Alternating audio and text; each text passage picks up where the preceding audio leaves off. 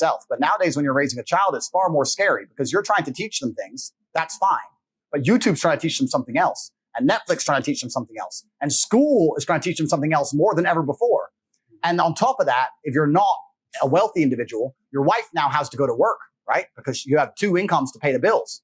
So your children are not even at home with the mother or the woman who adopts with your ideals, because otherwise you wouldn't be together. Now they belong to the state effectively in many different ways. The school raises them, then an aftercare program, then internet raises them.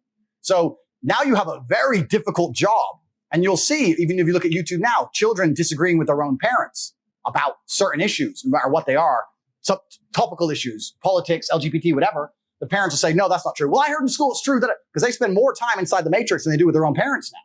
And it's very, very difficult now as a parent to get that hard time with your kid and say, resist that. I want you to be this way. It was easier when I was raised. Now that's scary. I think it's a very, very difficult job parents have now because of that.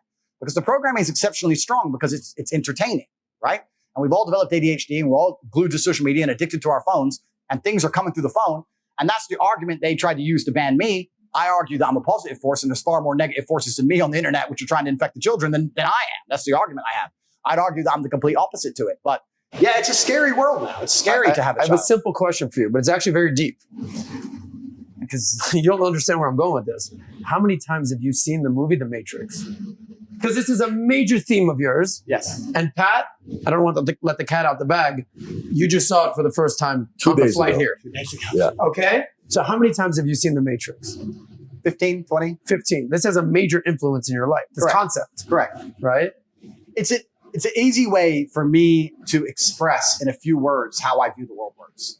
I've adopted something from popular culture and I've adapted it to try and quickly explain. If I try and sit and explain that most people are being used for their resource, they're being projected a reality that isn't true, they're convinced of things that aren't true, they're promised that if they slave away hard enough, at the end you'll retire, at the end it'll be good, which is a lie, and they're just used for their resource until they die.